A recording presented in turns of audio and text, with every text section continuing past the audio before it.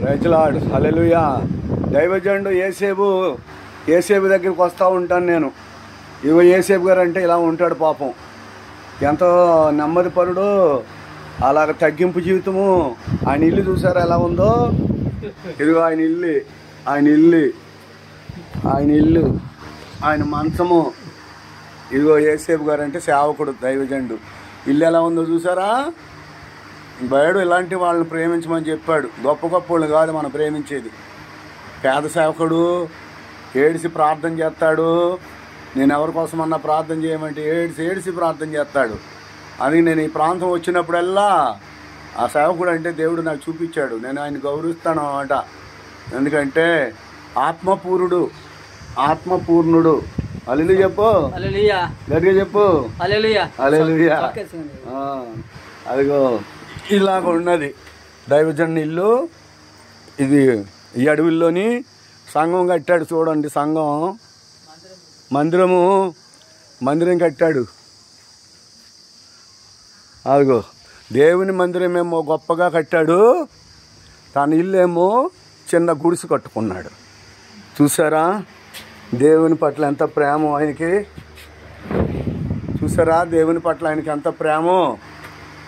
మందిరం ఏమో బలంగా కట్టాడు, మందిరం చాలా బాగా కట్టుకున్నాడు. తన ఇల్లు ఇదిగో ఇలా కట్టుకున్నాడు. దీంట్లో ఎక్కువ ప్రేమ ఎవరు చూపిస్తున్నాడో? దేవుని స్తోత్రం. బ్రదరు ఉదయ్ బాబు, ఇదిగో ఇలాంటి వాళ్ళ దగ్గరికి వస్తూ ఉంటానయ్యా. నేను నీకోసం ప్రార్థన చేసే దైవజనుడు ఇతను చేస్తూ ఉంటాడు. ఇదిగో వందనాలు చెప్పు. వందనాలు. మీకోసం ప్రార్థన చేస్తున్నానని చెప్పు. వందనాలయ్యా. అయ్యగారు ఎప్పుడు ప్రార్థన చేయమంటాడు. ఉదయ్ బాబు అయ్యా ఇట్ట సంగతి, మరి సేవకు కూడా ఎంతో ఉపయోగపడుతున్నాడు అని కూడా అయ్యగారు చెబుతుంటాడు.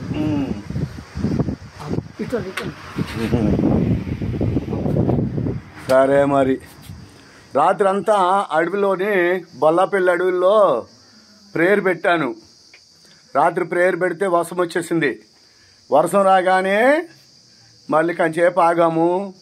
గంట కురిసింది వర్షం. దేవుని ప్రార్థన కూడికని చెడగొట్టాలనుకుంది.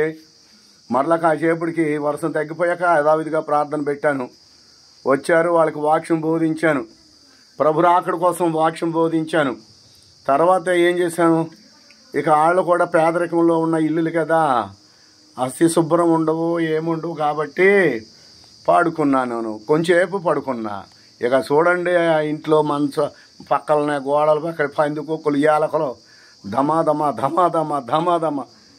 ఇక నాకు నిద్ర పట్టక ప్రార్థన చేశాను లేచి కూర్చుని. అయ్యా, నీ నామములో ఈ పందికొక్కులు, ఈ ఎలకల్ని బంధిస్తున్నాను.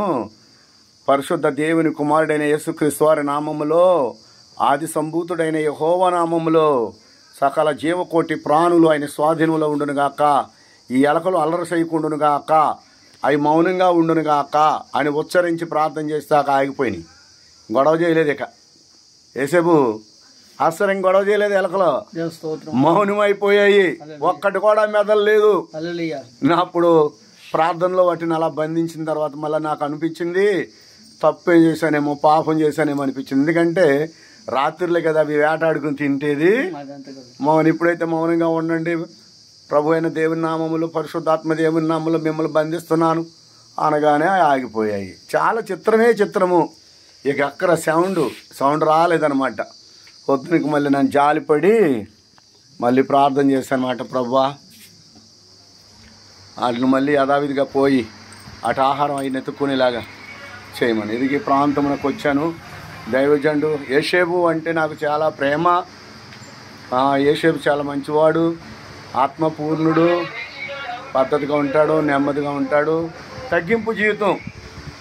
సేవకులకి చాలామంది అంత తగ్గింపు జీవితం ఉండదు. కాబట్టి ఈ ప్రాంతంలో ఏసేబు, సాల్మోన్ ఏమో కొచ్చెర్ల. ఈ కొచ్చెర్లో సాల్మోన్ దైవజనుడు కూడా మంచివాడు పాపం. అలాగే దేవుడు వీళ్ళందరూ నన్ను ప్రేమింటారు. కృపగల దేవుడు రాకడ సమీపం అయిపోయింది. జాగ్రత్తగా ఉండండి బ్రదర్. మీకు నా ప్రత్యేకమైన వందనాలు.